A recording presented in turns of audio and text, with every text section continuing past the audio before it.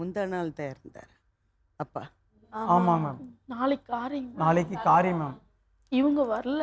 அது கூட பாப்பா உள்ள ஐசியூலேருந்து வெளியே பாப்பா ஐசியூல இருந்தனால இவங்க வரல நாங்கள் மேம். பொறுப்பு இல்லைன்னு நான் சொல்லி மட்டும் வந்தேன் டாக்டர் மேம். சொல்லிட்டாங்க.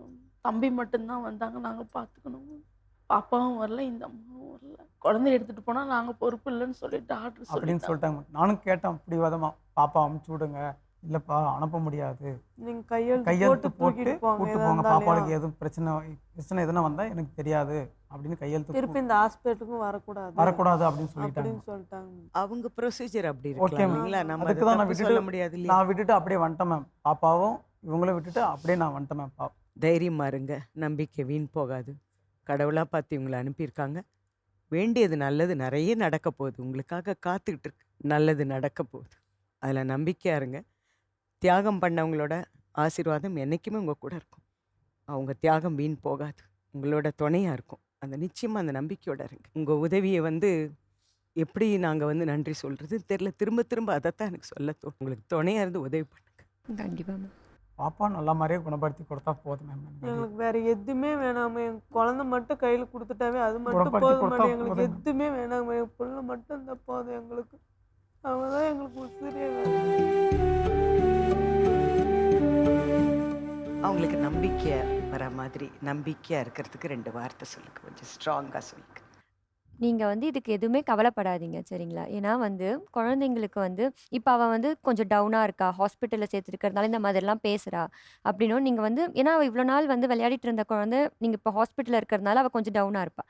அதுக்கப்புறம் நீங்கள் ஒன்ஸ் அவள் ஐசியூ விட்டு ரெக்கவர் ஆகிட்டு வந்த பிறகு நீங்கள் ஃபுல் டைம் நீங்கள் கூட இருக்கும்போது அவள் அதுலேருந்து கொஞ்சம் வெளியில் வந்துடுவா. நீங்கள் ஆனால் கொஞ்சம் பாசிட்டிவாக இருக்கணும், சரிங்களா? ஏன்னா இந்த மாதிரி நிறைய குழந்தைங்களுக்கு டயக்னோஸ் பண்ணுறாங்க. இப்போ இது ஒரு குழந்தை 2 குழந்தைக்கு இல்லை. இந்த மாதிரி நான் ஹாஸ்பிட்டலில் ஒர்க் பண்ணும்போது ஒரு மாதத்துக்கு 25 குழந்தை 30 குழந்தை அந்த மாதிரி டயக்னோஸ் பண்ணுறாங்க. நிறைய பேர் குணமாயிட்டு இருக்காங்க. நிறைய பேர் குணமாகி அவங்க ஊருக்கு போய் இப்போ ஸ்கூலுக்கு போய் நல்லா நார்மல் லைஃப் அவங்க போயிட்டு இருக்காங்க, சரிங்களா? அதனால நீங்கள் ஃபர்ஸ்ட் பாசிட்டிவாக இருக்கணும். இன்னொன்று என்னென்னா, குழந்தைக்கு 3 வயசு ஆயிடுச்சு. ஸோ நீங்கள் என்ன எக்ஸ்பிரஸ் பண்ணுறீங்க, இப்போ நீங்கள் அழுவுறீங்களா சிரிக்கிறீங்களா எல்லாமே அவளுக்கு தெரியும், சரிங்களா? அதனால நீங்கள் கொஞ்சம் பாசிட்டிவாக இருந்தீங்கன்னா தான் அவள் கொஞ்சம் பாசிட்டிவாக இந்த ட்ரீட்மெண்ட் ஃபுல்லாக முடிக்கிறதுக்கு ஹெல்ப் ஆகும். சரிங்க. நீங்கள் தைரியமாக இருக்கணுன்றது தான் சொல்கிறேன். Okay ma'am. அன்னைக்கு பாப்பா கிட்ட இருக்கும்போது அளந்துட்டேன் மேம். அளந்துதான் அம்மா அம்மா அப்பா அளந்தாருமா அப்படின்னு சொல்றாங்க. நீங்கள் தைரியமாக இருங்க, அந்த தைரியத்தான் அவங்க சொல்கிறாங்க, நாங்களும் அதை தான் சொல்கிறோம். உறுதியாக இருங்க, நம்பிக்கை வைங்க, நம்பிக்கை வீண் போகாது. ஓகே நல்லதே நினச்சிட்ருங்க, நல்லதே நம்மளை தேடி வரும். ஓகே இது நடக்காது அந்த வார்த்தையை எடுத்துருங்க, அகராதியிலே இருக்கக்கூடாது உங்கள் வாழ்க்கையில். சரிங்க. இனிமேல் எல்லாமே நல்லது நடக்க போகுது, நல்லது நடந்துட்டுருக்கு, நல்லது வரப்போகுது. இப்படியே நினைங்க, உங்கள் குழந்தை தெம்பாய் வருவா. நம்ம டீமும் உங்கள் கூட இருக்குது, கவலைப்படாதீங்க, ஓகே தைரியமாக இருங்க. சரிங்க.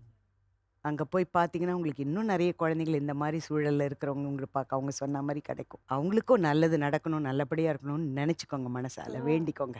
ஓகே. நம்மளால் முடிஞ்சது 4 பேருக்கு உதவி பண்ணோம்னா, நமக்கு கிடைச்ச உதவி 4 பேர் கிடைக்கணும்னு நினச்சிங்கன்னா தானாக நம்ம தெம்பாய் எழுந்து வந்துடுவோம், வாழ்க்கையில் ஒரு நிலைக்கு வந்துடுவோம். மனசை தளர விடாதீங்க. சரிங்க. நிச்சயமாக உங்கள் பாப்பா ரொம்ப ஆரோக்கியமாக இதே இடத்துல நாம் சந்திக்க போகிறோம். அந்த குழந்தைக்கு தேவையான உதவிகள் எங்கள் டீமும் செய்யும்.